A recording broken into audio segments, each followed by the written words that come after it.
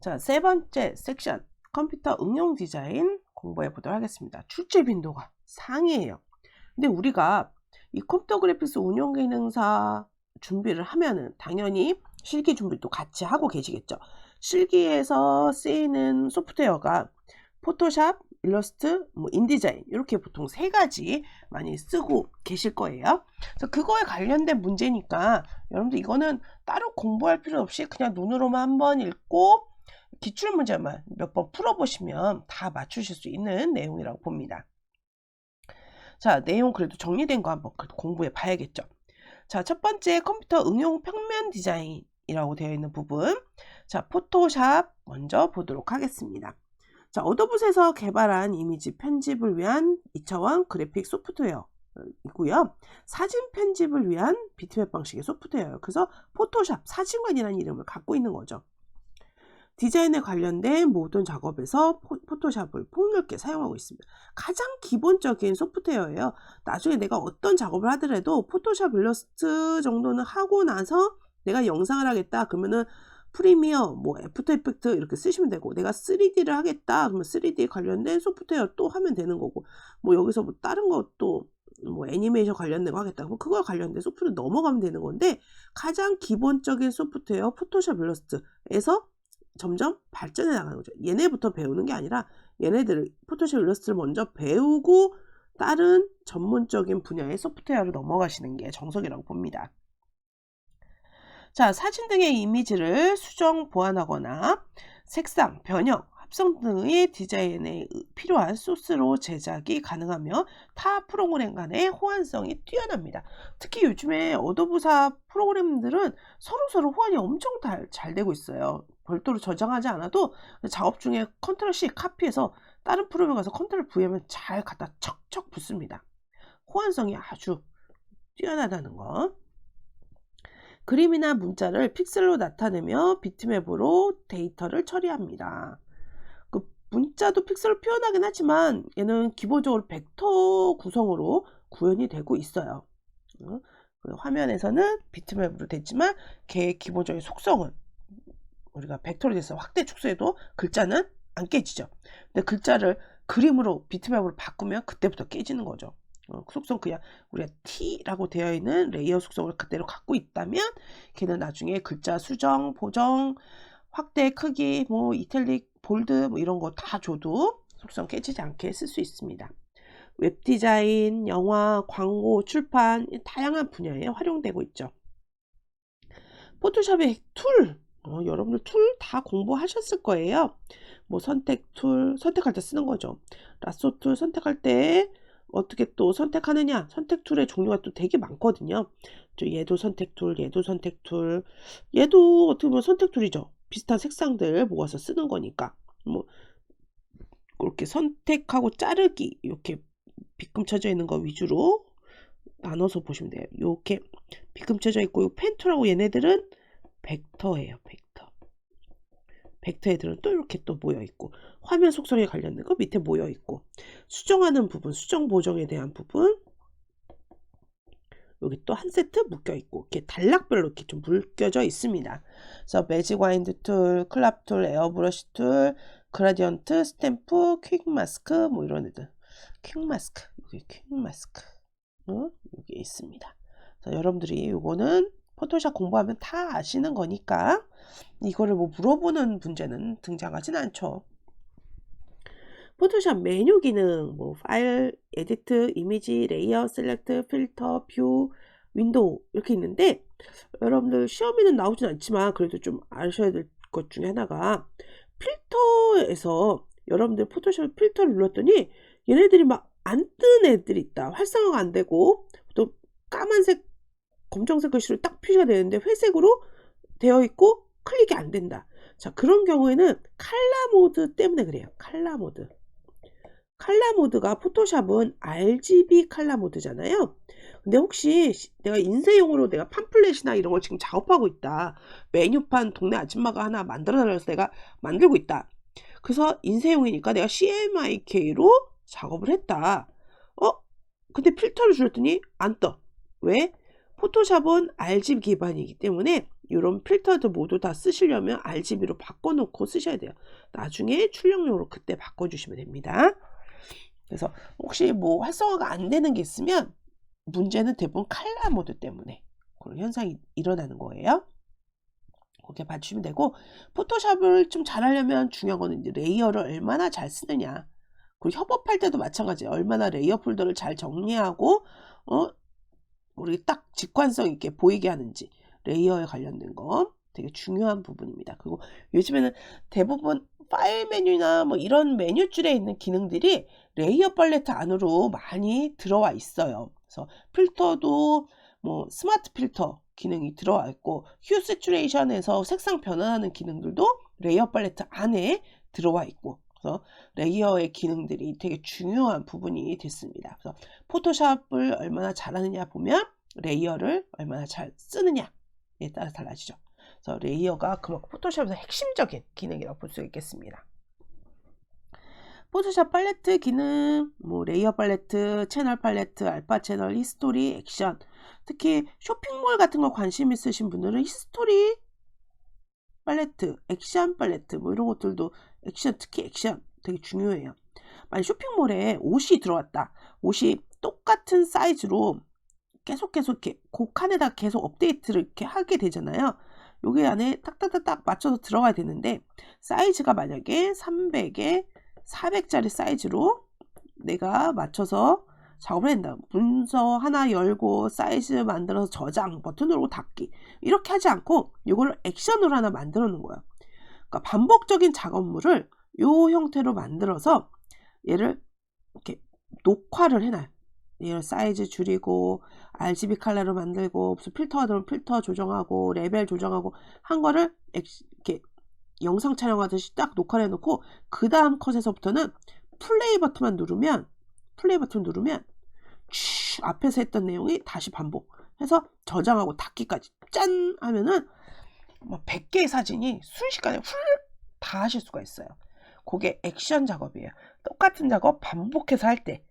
그래서 여러분들이 혹시 회사에 가시거나 그럴 때 뭔가 이런 작업을 해야 되는 일이 생긴다. 졸업사진 앨범 같은 거 얼마나 많은 졸업생이 있겠어요. 그런 것도 액션으로 딱 저장해 놓으면 그 사이즈, 그 무슨 여러 가지 효과들 한꺼번에 쫙 저장하실 수가 있습니다. 자, 포토샵 작업 시 주의사항 보도록 할게요. 포토샵의 결과물은 해상도의 영향을 되게 많이 받는데요. 따라서 결과물의 종류에 따라 해상도 및 컬러 모드를 적절히 선택하여 작업을 해주셔야 됩니다. 비트맵 프로그램의 특성상 크기를 변화하면 이미지의 손상이 가함으로 반드시 1:1 비율로 크기로 작업해 주시는 것을 원칙으로 하고 있어요. 웹용은 72, 인쇄물은 저해상도, 신문 같은 경우에는 150에서 200, 인쇄물 중에 고해상도, 서적이나 잡지는 300, 350. 얘는 CMYK 모드예요. 여러분들 컴퓨터 그래픽스 운용기능사 실기시험을 보게 되면 결과물을 출력하게 되잖아요. 그리고 컴퓨터 그래픽스 운용기능사 결과물은 5MB 이내로 작업을 해야 됩니다. 근데 결과물을 출력해서 제출하게 되는데, 출력할 때 해상도, 우리 배웠어. 출력용은 300 이상이야. 그래서 시험장에 가서 300으로 내가 작업을 했다. 그러면 5MB가 넘는 경우가 대부분이에요. 그래서 시험장에 가서서 작업할 때는 우리가 그냥 뭐 좋은 출력기로 하는 게 아니라 그냥 레이저 출력 그냥으로 하니까 해상도를 한 150 dpi 정도? 그 정도에 맞추시면 5MB 이내로 안전하게 작업하실 수 있어요. 그래서 저도 시험 감독을 하다 보면 이것 때문에 떨어지시는 분들이 계십니다. 시험장에서. 너무 아깝잖아요. 열심히 다 작업했는데 단순히 용량 넘었다고, 회사에서는 용량 넘쳤다고 그 사람 회사 자르지 않는데 시험 볼 때는 용량 때문에 탈락된단 말이에요. 실격 처리가 되니까 해상도를 좀 조절해 주시고요. 우리가 일러스트, 포토샵, 인디자인 이렇게 쓰는데, 일러스트에 작업한 걸 카피해서 그냥 포토샵에 바로 붙이고, 포토샵에 작업한 거 바로 그냥 인디자인에 붙이면은 여기서 있던 레이어라든지 이런 기능들이 이 안에 다 포함이 돼요. 그래서 인디자인 파일의 용량이 엄청나게 커집니다. 그래서 5메가 넘는 경우도 있어요. 그래서 나 분명히 150dpi 선생님 말한 대로 했어요. 그런데도 왜 나 탈락해요? 하시는 분들은 이렇게 저장해서 붙여넣기 하는 식으로 하신 분. 그러지 않고 인디자인에는 여기서 작업한 거를 그냥 JPG로 저장해서 갖다 붙이셔야지 그냥 작업 환경에서 카피해서 붙이지 마시라는 거예요. 그럼 PSD도 그대로 붙거든요. PSD 레이어 다 살아있잖아요. 용량 몇 배로 뛰어요. 그러니까 여러분들 조절하셔서 무조건 인디자인에는 150dpi로 되어 있는 JPG 파일로 갖다 붙인다 라고 생각하시고서 작업해 주셔야지 결과물이 5MB 이내가 되는 겁니다. 유의하세요. 포토샵의 작업 속도 향상 방법. 불필요한 프로그램을 동시에 열어놓고 사용하지 않도록 한다. 클립보드에 너무 큰 용량의 데이터가 들어가지 않도록 해준다는 거. 그리고 레이어와 채널 가능한 적게 사용하는 방식을 취하는 거. 레이어가 많을수록 용량도 그만큼 늘어나겠죠. 그리고 메뉴 명령 대신에 가급적 단축키 같은 것도 좀 외워서 쓰시면 시간적으로 경제적인 효과를 얻을 수 있죠. 최초 작업은 저해상도 파일로 미리 해봄으로써 실제 출력 크기로 이미지 해상도 작업 시 제작사의 착오를 최소화한다. 컴퓨터 성능이 좋다면 상관없지만 컴퓨터 성능이 좀 낮다 그러면은 컴퓨터 뭔가 작업하고서 한참 걸릴 때도 있겠죠. 포스터 같은 거 A1 사이즈로 작업한다. 그때 여러 가지 이미지 효과, 이펙트 효과 다 넣으면 컴퓨터 버벅버벅 할 거예요. 그때 좀 낮은 거를 미리 해보는 것도 방법이다라는 거예요. 자, 두 번째 일러스트레이터 소프트웨어로 넘어가 보도록 하겠습니다. 자, 일러스트레이터는 어도브사에서 개발한 2차원 그래픽 소프트웨어로 그래프나 도형, 문자, 글자 등의 드로잉 작업이 가능한 벡터 방식의 소프트웨어예요. 수정 편집이 자유롭고 축소, 확대, 변형 가장 큰 특징이죠. 축소, 확대, 변형에도 이미지가 왜곡이 없으며 해상도의 영향을 받지 않습니다. 그 대신 얘는 앵커 포인터라고 해서 포인터점 이 개수가 많으면 용량이 증가해요.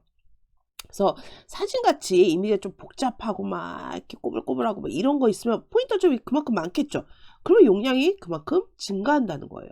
그래서 무조건 일러스트레이터 용량이 작다라고 생각하시면 안 됩니다. 그래서 텍스트 같은 것도 아웃라인을 하면은 용량이 확 늘어날 거예요. 그냥 텍스트 상태로 있으면은 그냥 간단한 그 패스 상태로만 저장이 되는데 걔가 이렇게 글자대로 패스 포인터를 다 짜니까 특히 본문 내용처럼 텍스트가 많은 경우 특히나 더 용량이 엄청나게 증가할 수 있다는 거서 마지막 작업에서 아웃라인을 해주시는 게 좋습니다. 자, 일러스트레이터의 툴 기능, 툴들 쭉 보시면 셀렉션, 얘는 직접 선택 툴, 오브젝트 전체를 선택하는 거, 아니면 꼭지점 하나만 선택하는 거, 이거는 하나만 선택하는 거, 이거는 전체 선택하는 거, 이 두 개 비교해서 보시면 되겠고요. 이런 기능들도 단축키로 여러분들이 사용하시면 되게 쉬워요. 그래서 키보드 툴들도 되도록이면 단축키로 활용하셔서 쓰시면 시간적으로 많은 절약을 하실 수가 있습니다.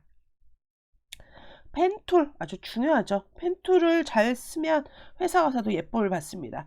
가장 신입사원이 많이 해야 되는 게 펜툴이에요. 가장 시간도 오래 걸리고 효과는 그렇게 많지는 않지만 그래서 위에 있는 과장님, 팀장님이 펜툴 가지고 작업하는 일 없고요. 대부분 신입사원들이 펜툴 작업해야 되는 것들 다 일일이 열심히 펜툴을 하고 있습니다.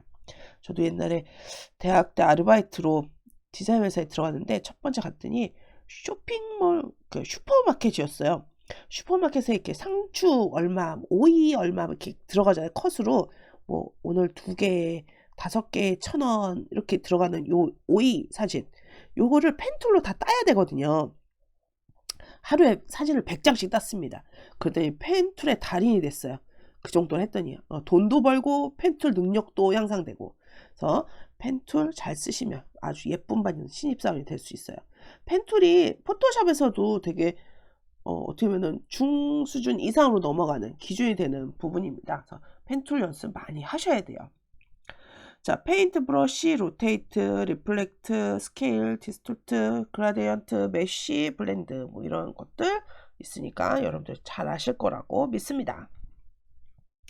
두 번째, 일러스트레이터 메뉴 기능, 파일, 에디트, 오브젝트, 타입, 필터, 뷰, 윈도우.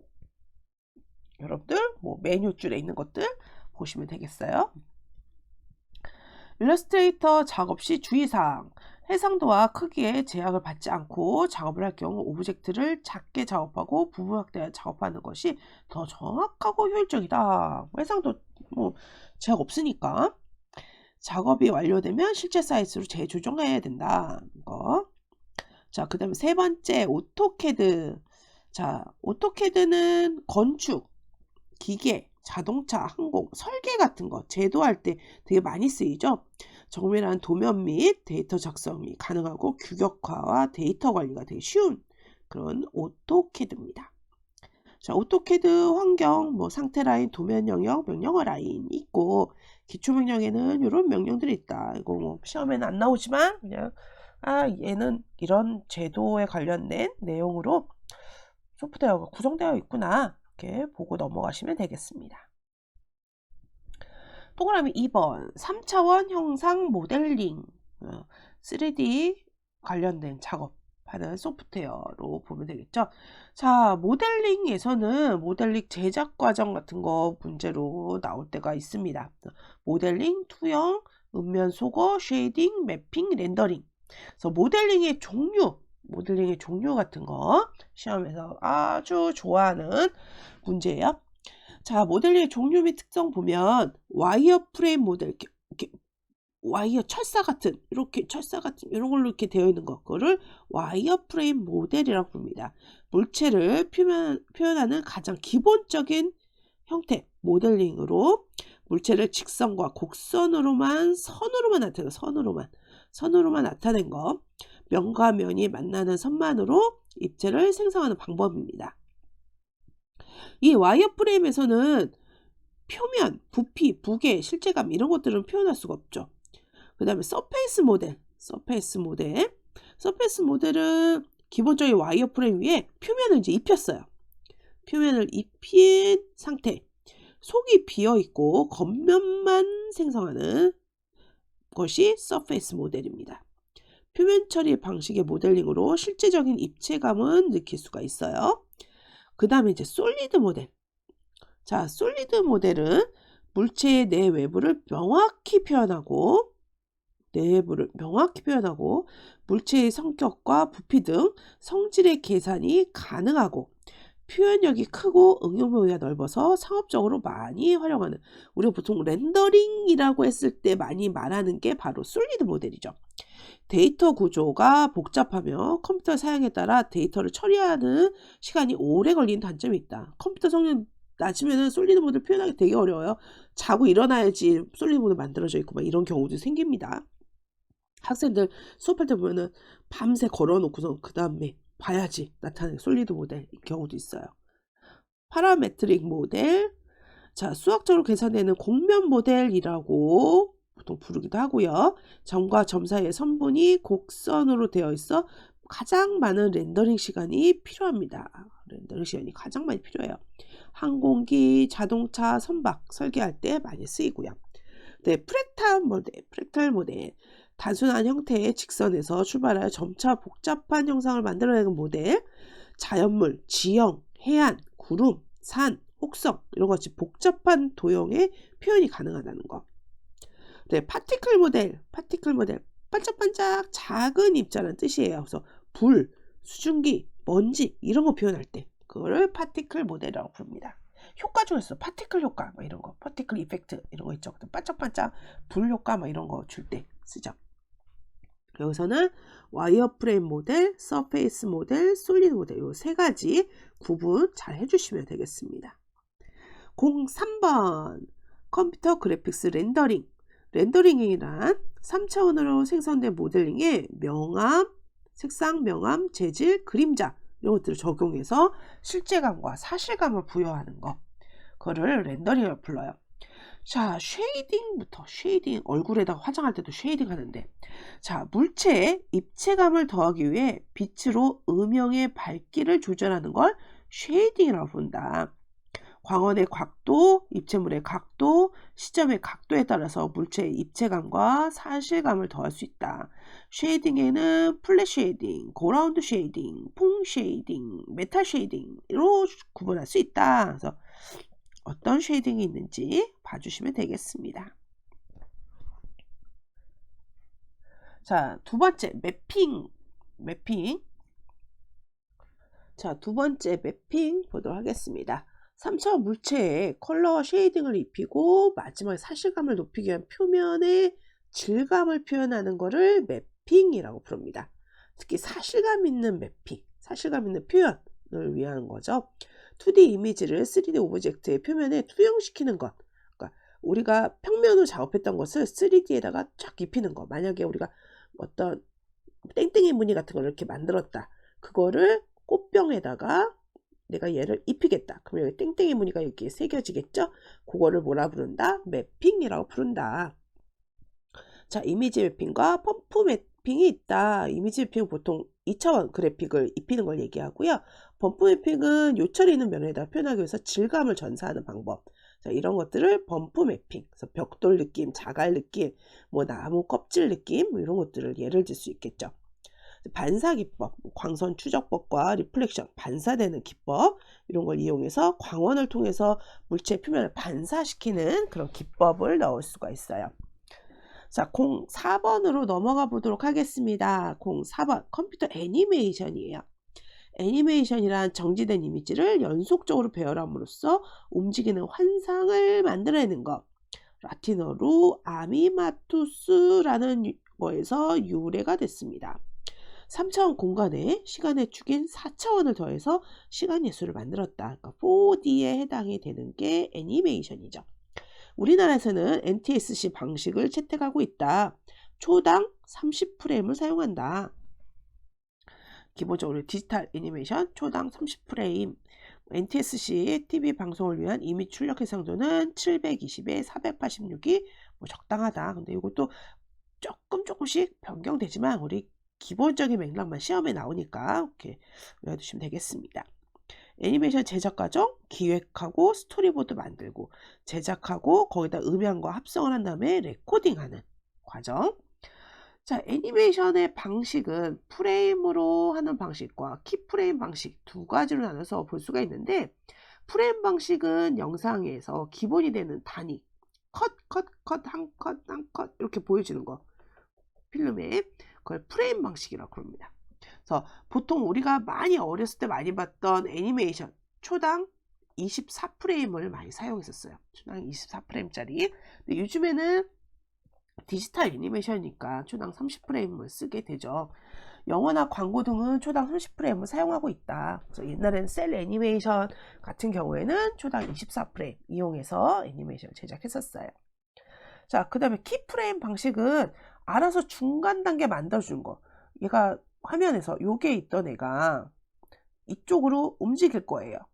자, 그거를 여기 키프레임 만들고 컴퓨터가 알아서 중간 과정 만들어주세요 하는 게 키프레임 방식의 애니메이션이에요.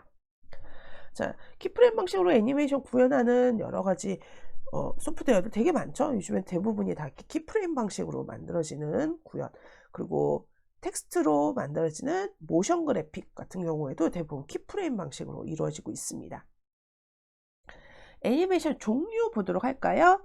애니메이션 종류는 셀 애니메이션, 가장 초창기 만화 영화 만들 때 움직이지 않는 배경 위에다가 수작업으로 그려진 그림을 투명한 셀룰로이드 필름에다가 겹쳐놓고 촬영하는 장면인데요. 옛날에 우리나라가 이 셀 애니메이션 엄청나게 잘 만들었어요. 그래서 디즈니나 일본의 애니메이션들이 우리나라에서 이렇게 투명 셀룰로이드 그림 그려가지고 포스터 칼라 같은 걸로 그림 그려서 만들어서 외국에 수출하고 그랬던 적이 있었습니다. 한 90년대 초반까지도 우리나라에서 이 셀 애니메이션 많이 썼던 것 같아요.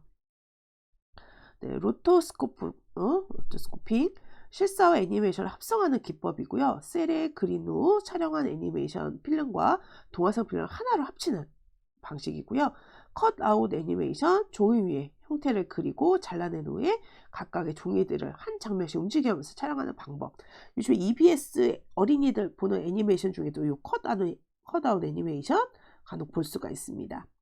플립북 애니메이션, 책이나 노트의 귀퉁이에 움직이려는 이미지 이렇게 끝에다가 이렇게 사람 하나 이렇게 그려놓고선 그 다음 컷에서는 여기다 그려놓고 그럼 얘가 이렇게 점점 이렇게 걸어가는 것처럼 쭈르륵 페이지 넘겨가면서 만드는 거 플립북 애니메이션입니다. 모래 애니메이션, 샌드 애니메이션이라고 부르죠. 모래를 유리판 위에 펼쳐놓고 형상을 만든 다음에 유리판 밑에서 빛을 투과해서 형상이 변화하는 것을 촬영하는 방식의 애니메이션이에요. 모핑 애니메이션, 하나의 이미지에서 다른 하나의 이미지로 변화시키는 거 몰핑이라고 부르죠. 그러니까 사람에서 구미호로 변하는 거 막 이렇게 사람에서 구미호로 변하는 거를 쭉 변한다. 모핑 기법이에요. 스톱모션 애니메이션, 인형 애니메이션, 클레이 애니메이션이라고 부르고요. 그러니까 인형 같은 거 만들어서 얘가 컷 사진 촬영해서 움직이게끔 만드는 거. 그걸 스탑모션 애니메이션이라고 부릅니다. 울리스 그로밋 보셨 분도 많을 거예요. 그게 스탑모션 애니메이션입니다. 모션 트위닝, 셀 애니메이션에서 발전된 기법으로 두 개의 키프레임 사이의 중간 그림을 자동으로 생성시켜 주는 거. 아까 키프레임 방식하고 연결이 되는 거죠. 그 모션 트위닝을 하려면 키프레임이 있어야 돼. 키프레임과 키프레임 사이에서 변하는 요 중간 과정이 모션 트위닝입니다. 3차원 애니메이션, 컴퓨터 애니메이션이라고 하면 3차원 모델링 기법을 이용해서 제작된 캐릭터들, 뭐 토이스토리, 카, 슈렉 뭐 이런 것들 3차원 애니메이션이에요. 자, 4번 애니메이션의 기법. 자, 인비트윈, 모핑, 로토스코핑, 트위닝 기능 앞에서 했던 것들이 다시 한번 반복되고 있어요. 그래서 인비트윈 같은 경우는 두 개의 키프레임 이미지 사이에 중간 단계 프레임을 연결하는 과정을 인비트윈이라고 부르고요. 그래서 아마 여러분들이 애니메이션 관련된 동영상 편집이나 이런 거 보면 인비트윈이라고 표시되어 있는 기능이 있을 거예요. 그게 키프레임 사이에 중간 연결을 어떻게 할 것인가 물어보는 기법입니다. 모핑은 두 개의 이미지 점점 변형되는 효과를 주는 거. 로토스코핑은 애니메이션 이미지를 실제 영상과 합성시키는 기법. 트위닝은 셀 애니메이션에서 오브젝트 사이에 변형되는 단계를 중간 프레임에 알아서 만들어주는 거. 트위닝. 근데 이게 셀 애니메이션이 아니어도 트위닝 기법은 다양한 애니메이션에서 적용이 되고 있습니다. 기출문제 같이 보도록 할게요. 기출문제 오늘은 2번 문제, 3번 문제, 8번, 11번 이렇게 4개 문제 풀어보도록 하겠습니다. 자, 2번 문제 다 같이 볼까요? 일러스트레이터 작업에서 문자를 크리에이트 아웃라인으로 변화하는 이유가 아닌 것은 자, 일러스트레이터에서 글자를 쓰고 나면 최종 저장을 할 때 크리에이트 아웃라인이라는 거를 하게 되거든요. 글자 속성을 깨면서 도형 상태, 패스 상태로 만들어주는 걸 크리에이트 아웃라인이라고 하는데 이거를 하는 이유가 아닌 것을 고르시래요. 자, 첫 번째, 사용 서체가 없는 컴퓨터에서 출력할 때도 서체가 깨지지 않게 하기 위해서다. 오, 맞아. 자, 내가 만약에 무슨 어떤 서체가 있을까? 뭐 나눔 고딕 서체를 썼다. 나눔 고딕 서체를 썼는데 이거를 내가 학교 가서 출력을 할 거예요. 근데 학교 갔더니 학교 컴퓨터에 나눔 고딕 서체가 없어요. 그러면 그 서체가 제대로 구현이 안 된다는 거죠. 그런 걸 방지하기 위해서 글자를 크리에이티브 아웃라인에서 가져가게 되는 겁니다. 두 번째, 글자나 단어의 각각 기준점과 곡선을 그래픽적으로 변화 주거나 변화시킬 수 있기 때문이다. 자, 이것도 맞죠. 글자를 그냥 텍스트 상태로 있는 게 아니라 글자를 쪼개가지고 나라는 글자 썼는데 나에서 이 니은을 더 넓게 이렇게 변형시킨다든지 나에서 이 나자를 끝을 더 길게 시켜서 꼬불꼬불 이렇게 만들고 싶다든지 막 뭔가 변형시켜 주려면 글자를 아웃라인에서 도형 상태로 만들어줘야 되는 거예요.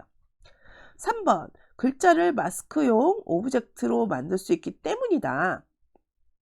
자, 글자를 뭐 3이라는 글자를 썼다. 3이라는 글자에다가 여기다가 마스크 효과를 뭐 주고 싶다. 마스크 효과를. 우리 마스크 효과 어떤 뭐 클리핑 마스크 뭐 이런 효과들 그런 걸 주고 싶다. 그럴 때도 크리에이트 아웃라인을 할 수 있겠죠.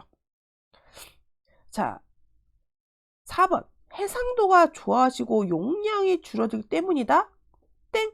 크리에이티브 아웃라인 하면 용량은 늘어납니다. 그냥 숫자 3을 썼을 때보다 크리에이티브 아웃라인 하면 요 포지션들이 다 하나의 계산이 되는 용량을 차지하는 포인터점이 되는 거예요. 그래서 용량이 줄어들지 않고 오히려 늘어나는 상황이 만들어집니다. 자, 이제 3번 문제 보도록 할게요.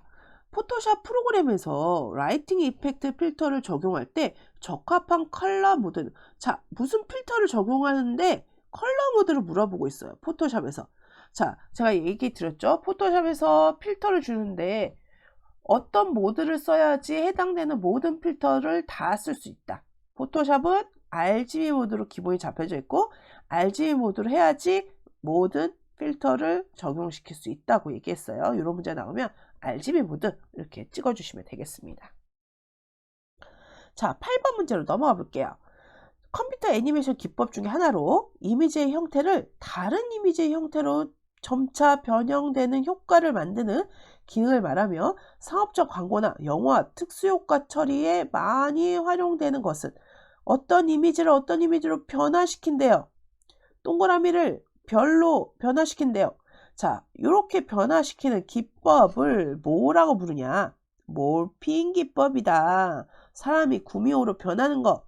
자, 몰핑 기법 외워두시면 되겠습니다. 11번 문제로 넘어가 볼게요.